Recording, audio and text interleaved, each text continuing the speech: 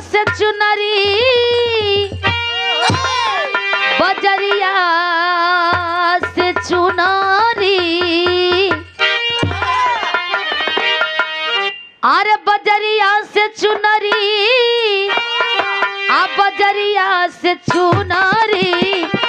ले ले हो राजा हो बजरिया से चुनरी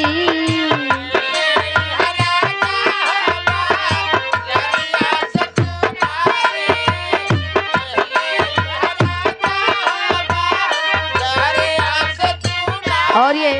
थोड़ा सा दुनिया के छोटानी सीजन चला तनु आ भक्तन के जे जवन मांगता दे देता रहो हमारा खातिर तोरा कुछ हो नहीं खे आगे हर गईले भोला नारी जवन चाहे जा गतिया में होला वाह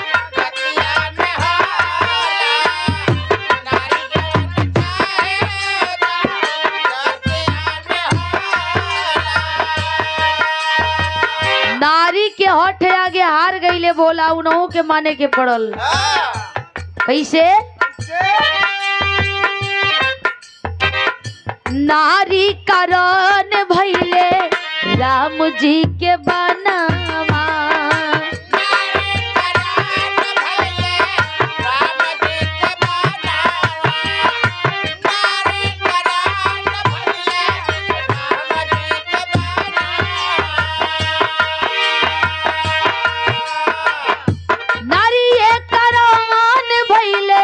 सीता के हरनावा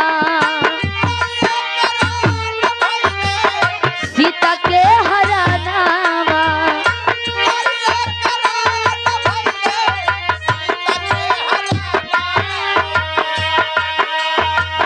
नारी कारण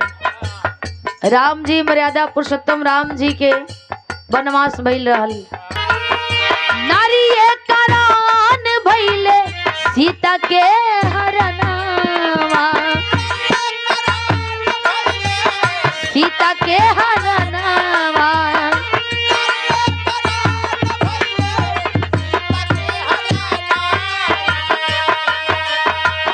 नारी कारण दशरथ के बदल गईल चोला नारी कारण दशरथ के बदल गईल चोला नारी जवन चाहे उजा गतिया में होला वाह भैया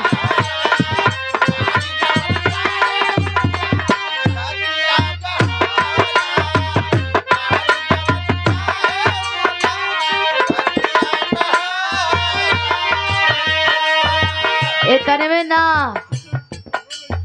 और ही सुना नारी से पवले सत्यवान प्राण दानवा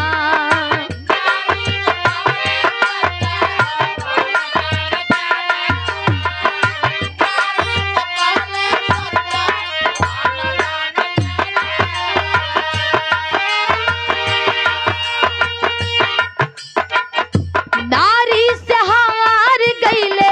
काल हो महानावा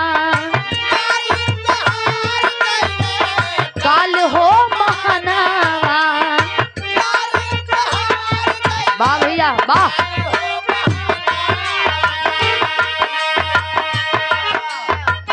नारी अनुसुईया से